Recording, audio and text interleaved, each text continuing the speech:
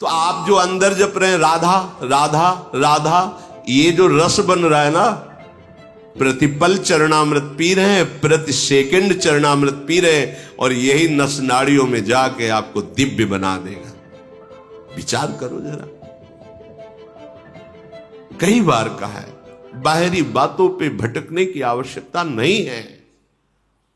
यदि हम किसी संत का उच्छिष्ट पाते हैं तो क्यों पाते हैं? आदर के साथ माथे पे प्रणाम करके, फिर ये नाम जप करते हैं अपनी जिह्वा से।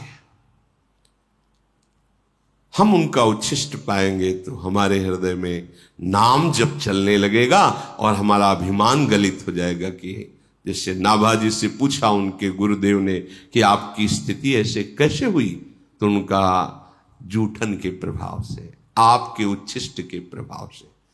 तो गुरुदेव का उच्छिष्ट राधा, ये उनका प्राण जीवन धन है। अब हम राधा राधा राधा रट रहे, बाहरी उच्छिष्ट मिल जाए तो मिल जाने, गुरुदेव ने हमें दे दिया उच्छिष्ट, राधा राधा राधा राधा राधा। ये जो रस गया अंदर, मानो हमारी बात, ये सारे विकारों को विध्वंस कर देगा। चरणामृत नामामृत जो अंदर, राधा नाम सुधा रसम, अमृत रस है। मृत भोगते भोगते मर जाओगे। अमृत शरीर छूटेगा पर आप उसके प्रभाव से प्रभावित नहीं होंगे। सही ढंग से भजन करोगे तो पहले ही शरीर छोड़ दोगे। शरीर रहते हुए भी आपको शरीर से संबंध नहीं रह जाएगा। तभी तो भावदेह की प्राप्ति होती है। दिव्य भावदेह में शरीर से कोई संबंध नहीं, जैसे सांप का अपनी केचुल से कोई संबंध नहीं। बड़ी दिव्यता है। आगे बढ़ो। जहां अपने लोग लड़खड़ा रहे, स्थिति ठीक नहीं है, महाआनंद है, महासुख विराजमान है। तो श्रीधाम वृंदावन जितने मिनट आपको आने को मिला है, या जिनको जीवन भर रहने को मिला है, सावधान होकर निरंतर जिह्वा से नाम रटते रहे, श्रवणेन्द्रिय से भगवत चर्चा सुने, और चेष्टाएं ऐसी होनी चाहिए जिन्हें पापाचरण कहते हैं वो ना हो। यहां पापाचरण अगर हमसे हुए तो हम कहां पावन करेंगे?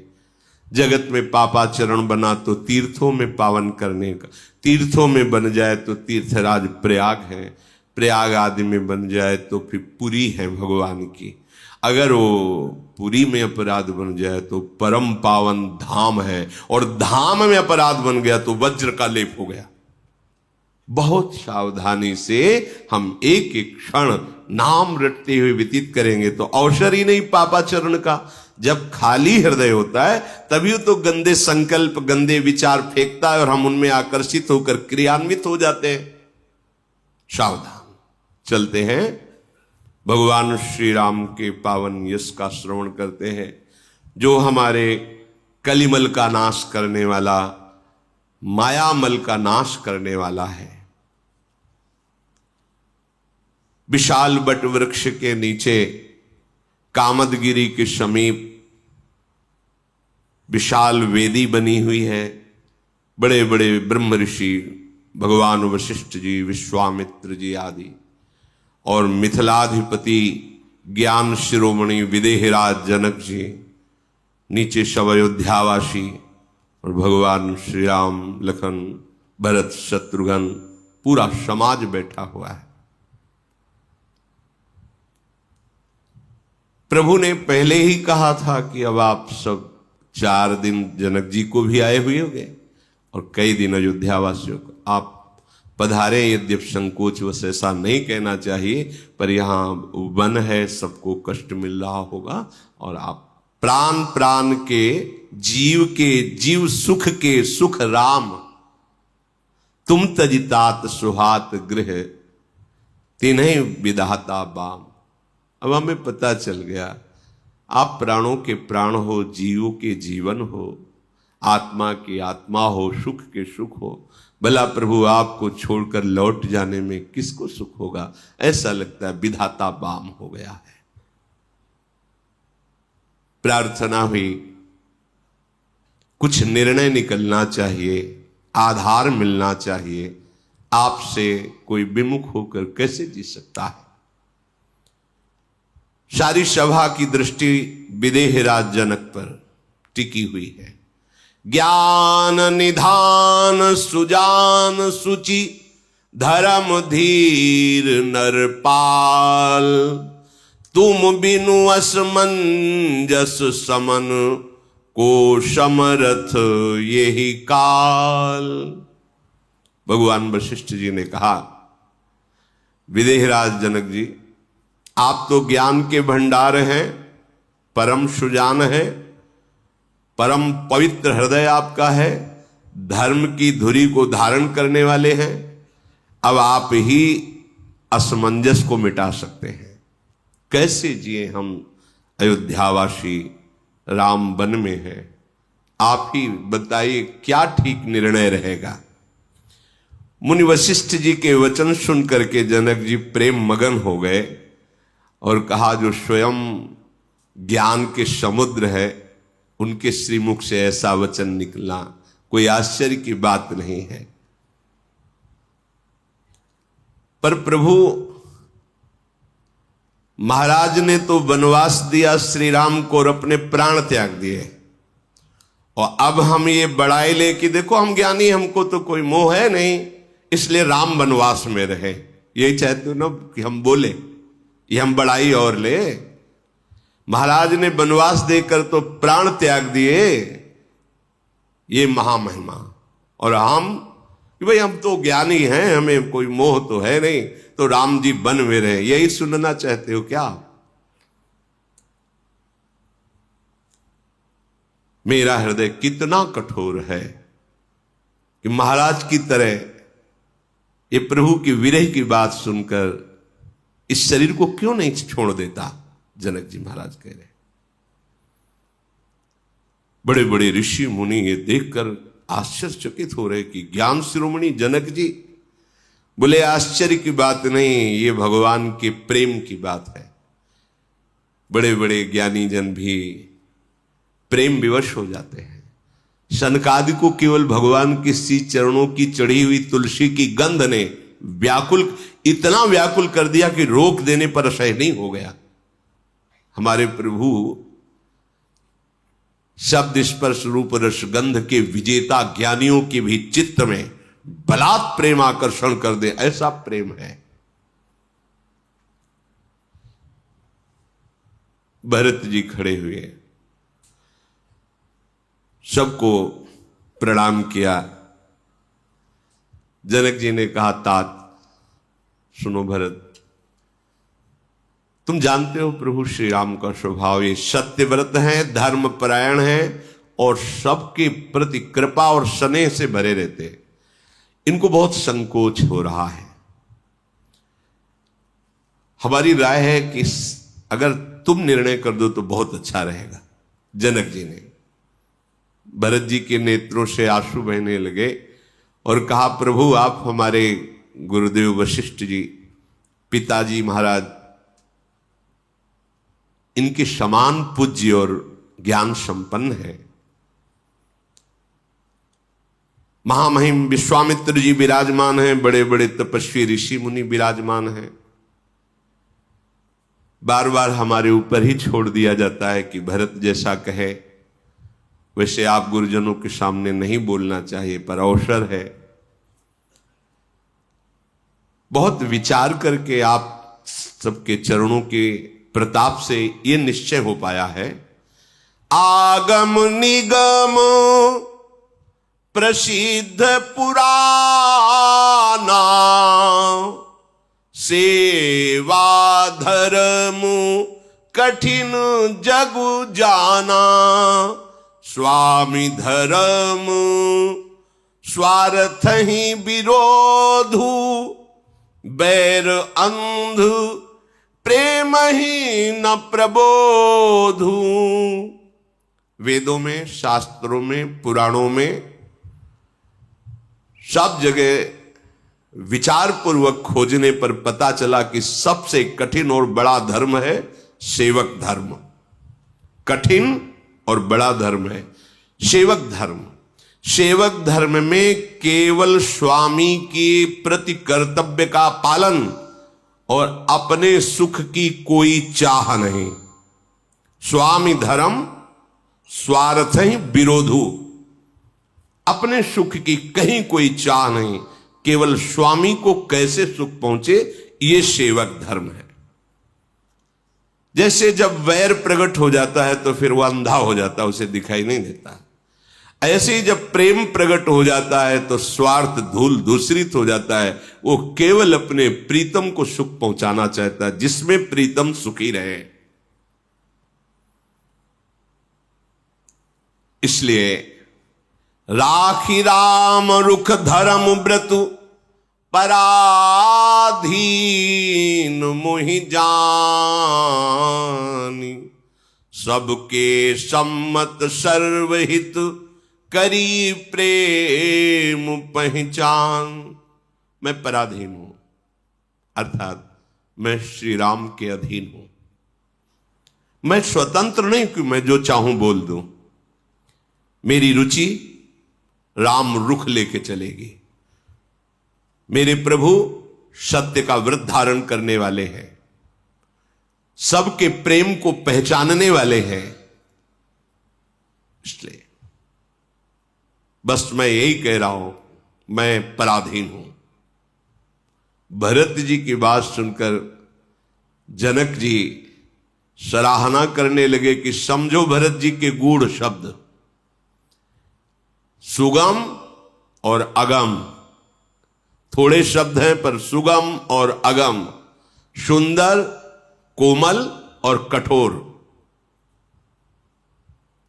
बड़े बड़े ज्ञानी जन बैठे, विचार कीजिए भरत जी की बात को। दर्पण हाथ में है पर नेत्रहीन को मुख नहीं दिखाई देगा। ऐसे ही ज्ञान के बिना, ज्ञान नेत्र है, भरत जी की बात समझ में नहीं आएगी।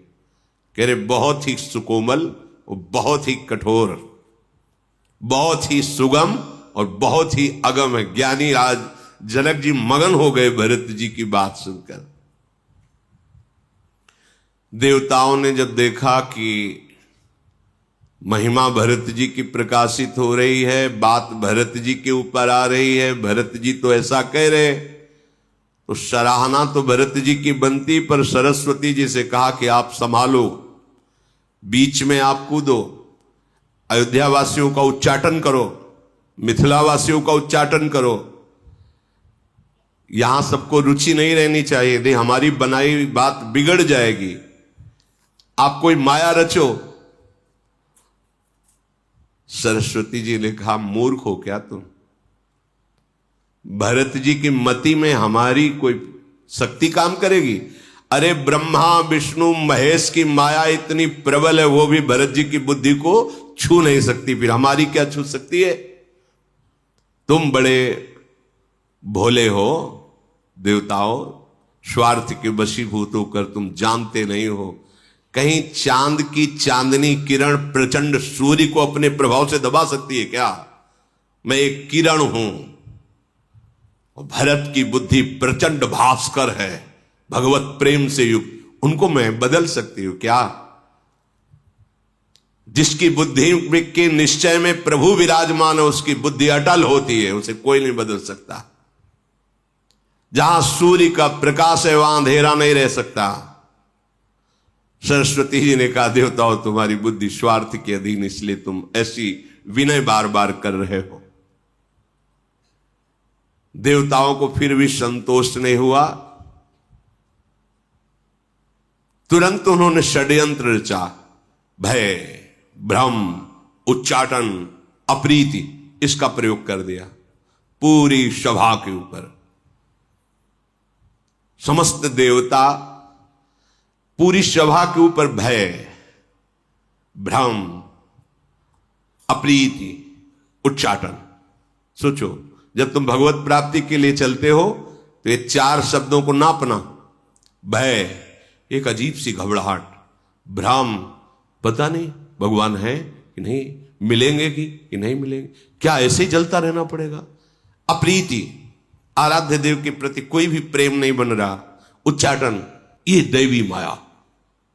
ये जब प्राकृतिक माया से निकलना चाहता है तो दैवी माया प्रकोप। साधक जन जब प्रश्न करते हैं तो पता चलता है, और अपनी छाती को भी तो देखा है, हृदय को भी तो देखा है। ये कुचाल कर दिया देवराज इंद्र ने। जनक जी, वशिष्ठ जी, विश्वामित्र जी और भरत जी, इन बड़े बड़े महापुरुषों के ऊपर उसका कोई प्रभाव नहीं, और सब प्रभावित हो रहे हैं। सारी समाज में कभी अयोध्या अच्छी लगती है, कभी चला जाए यहां से, कभी एक भयावह कि प्रभु से बिलक कैसे रह पाए। विविध भाव, एक रस जो जहां राम प्रेम विराजमान था, देखो वहां प्रकट कर, ये बहुत प्रचंड है। इसलिए करो सदा तिनके रखवारी, जिम बालक राखे मातारी, तभी परमार्थ सिद्ध होता है। नहीं तो गिरने में देर नहीं लगती। साधन बल काम नहीं करता, मेरे बल सी वृंदावन रानी। सबकी तरफ देखा इन महापुरुषों ने और कहा कि हे तात राम, अब तुम निर्णय कर दो। अब तुम जिसको जो आज्ञा करोगे वही बात स्वीकार हो जाएगी। रघुनाथ जी बहुत ही सरल सत्य कोमल वाणी में बोले, मिथिलाधिपति महाराज के विराजमान होते हुए जो बोलना भी होगा वो अच्छा नहीं लगेगा। आपकी और गुरुदेव की आज्ञा है तो मैं शपथ पूर्वक कहता हूं, जो आप लोग निश्चय करें भरत जी की सहमति के अनुसार, मैं वही स्वीकार कर लूं। मुझे अच्छा नहीं लगता कि मैं अपनी तरफ से कुछ बोलूं। फिर सारी सभा भरत जी की तरफ। भरत जी बड़े संकोच में हो गए कि बार बार घूम के बात मेरे ही ऊपर आ जाती है। बड़ा भारी धैर्य समझकर अपने प्रेम को संभाला। भरत जी प्रणाम करके, हाथ जोड़ करके विनय पूर्वक का क्षमा कीजिए, जब बात हमारे ही ऊपर आ जाती है तो आप गुरुजन हैं, वशिष्ठ जी, जनक जी, सब माता पिता सुहृद मित्र गुरु स्वामी पूज्य परम हितैषी अंतर्यामी सब यहां विराजमान है सब। और मैं शरणागत हूं। शरणागत का हित करना आप सबका स्वभाव है, आदर करना, अवगुणों को ढक लेना, ये आपका स्वभाव है। आप जैसे स्वामी और मेरे जैसा द्रोह करने वाला सेवक पर आप बार बार हमारे ऊपर ही निर्णय छोड़ देते हैं। तो हमने देखा है त्रिभुवन में कोई ऐसा नहीं है जो ईश्वर की आज्ञा को मेट सके, और हमारे ईश्वरों के भी ईश्वर भगवान श्री राम है। ये ऐसे स्वभाव के हैं कि ढिठाई को भी सेवा मान लेते हैं। नाथ, यद्यपि मैं दूषण युक्त हूं पर आपको सब भूषण दिखाई दे रहा है। आपकी स्वभाव, आपकी रीति, हमने तो देखा है कि एक बार जो आपको प्रणाम कर ले, आप जीवन भर उसका निर्वाह करते हैं। सकृत प्रणाम किए अपनाए, एक बार प्रणाम कर ले तो जीवन भर। एक बार प्रणाम किया था इसने, इसलिए इसकी रक्षा करनी चाहिए। ऐसे तो आप हमारे स्वामी हैं। मैं भुजा उठाकर प्रण रोप कर कहता हूं कि स्वामी की इच्छा के सिवा मेरी अब कोई इच्छा नहीं रह गई। भरत जी ने कहा कोई इच्छा नहीं है हमारी, जो हमारे स्वामी की इच्छा। हमारे स्वामी को स्वभाव अपने सेवक की बिगड़ी हुई बात को संभाल देना। कृपालु, कौन आपकी महिमा का वर्णन पूर्ण रूप से कर सकता है। आपके चरण कमलों की रज को साक्षी बना करके अपने सुख की चरम सीमा में यही समझता हूं कि सोते जागते उठते बैठते मैं आपकी आज्ञा का पालन करूं। भरत जी ने कहा कोई स्वार्थ, कोई कपट, अर्थ धर्म काम मोक्ष या इनकी किसी की आकांक्षा मेरी कोई नहीं। बस अब हमारे हृदय में रह गई मेरे स्वामी प्रभु श्री राम जो आज्ञा करे मैं मन वचन कर्म से उसी का पालन करूं। देव बस अब मुझे आज्ञा रूपी प्रसाद मिल जाए, यही हमारी इच्छा है। अगर हमारे ऊपर बार बार बात डाल दी जाती तो बस एक ही इच्छा रहेगी, मेरे स्वामी श्री राम मुझे आज्ञा रूपी प्रसाद दे और मैं मन वचन कर्म से आजीवन उनकी आज्ञा में रहूं। बस अब वो जो आज्ञा दे दे। भरत जी ऐसा कहकर प्रेम विवश हो गए। कृपा सिंधु भगवान श्री राम भरत जी का हाथ पकड़ करके अपने समीप बैठाला और स्नेह करने लगे। दोनों समाज ये देख करके प्रेम विकल हो रहे हैं। इंद्र ने फिर सोचा कि ये तो बहुत प्रेम विवश हो रहे हैं। उनका मन छली है, कपटी है इंद्र का।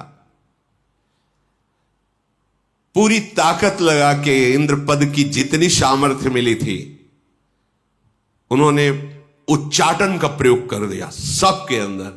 देखो दैवी माया का प्रकोप। श्री राम जी के प्रति जो प्रेम सबके हृदय में, उसमें उच्चाटन। चलो अयोध्या, चलो मिथिला, वापस चलो।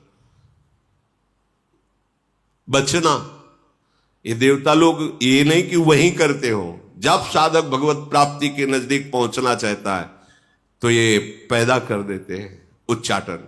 साधन को हरिभजन है, कै सत्संग सहाय। इस यात्रा में सहायक है सत्संग।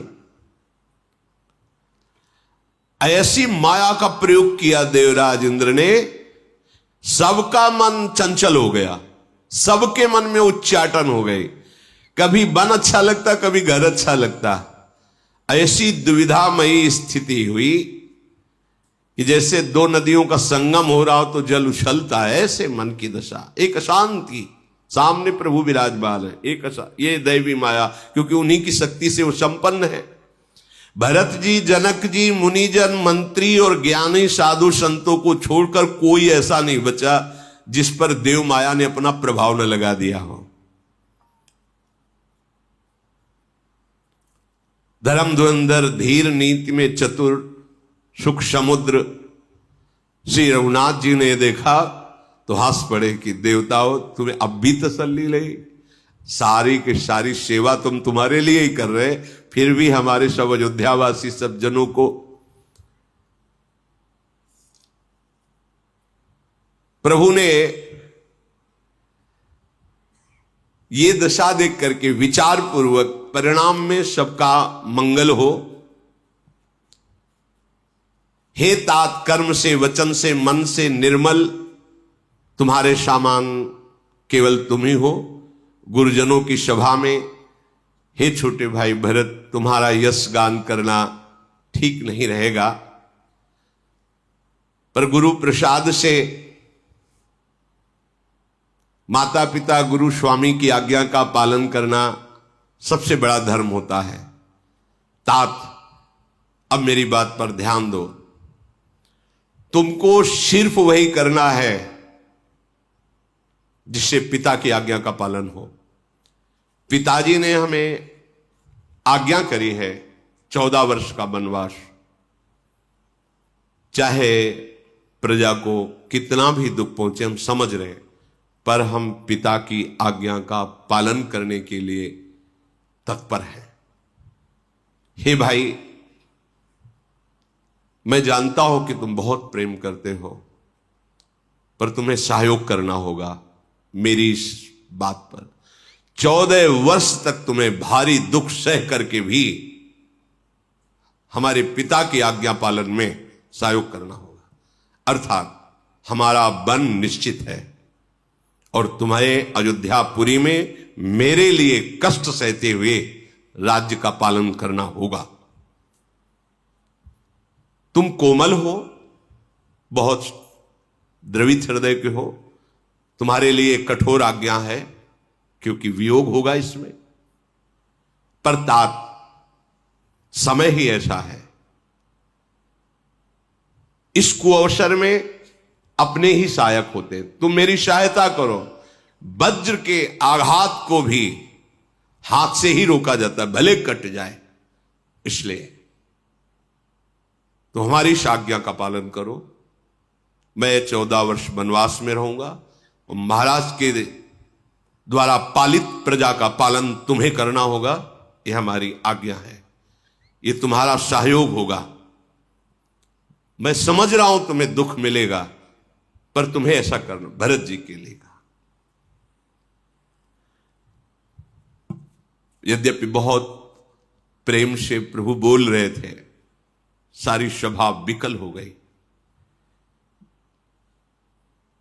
भरत जी ने हाथ जोड़कर